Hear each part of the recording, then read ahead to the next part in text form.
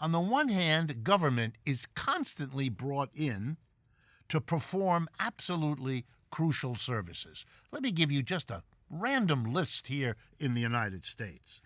The Louisiana Purchase, half of what is now the United States, was bought by the government to enlarge the United States way back at the beginning of the 19th century. Killing off huge numbers of Native Americans was a governmental activity. Funding the Lewis and Clark exhibition, which added another quarter of what is now the United States, was a government operation. Managing the money supply of the United States was and is a government operation. Bailing out banks and corporations, including all of the biggest ones, was and is a function of the government. Operating tariff wars against other countries was and is a government function. These have been crucial, and the list could go on.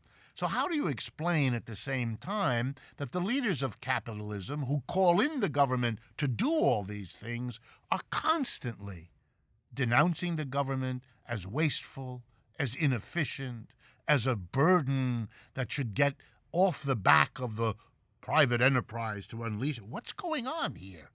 You denounce it, and you turn to it, you need it, and you reject it all at the same time. This is a contradiction. How do you explain it? Here's the explanation.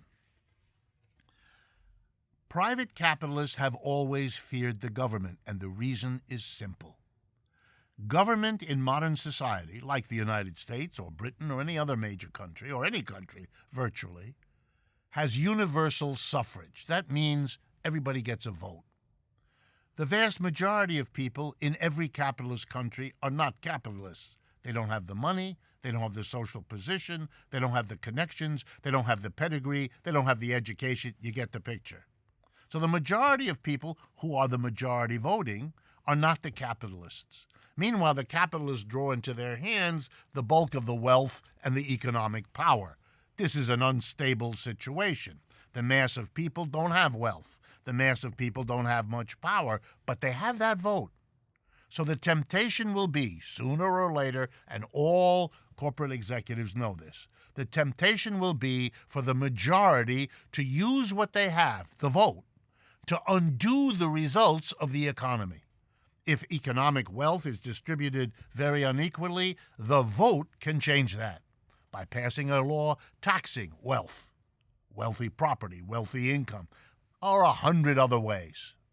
So you denounce the government, keep it weak, keep it small, lest the people with their vote use it against you.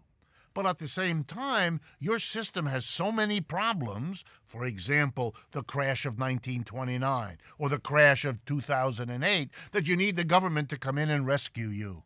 You're torn.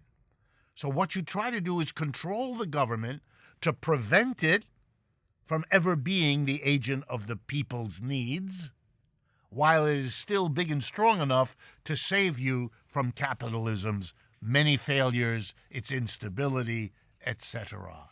It's a contradiction that can flop either way under the pressure of circumstance. It's not an efficient or an effective system.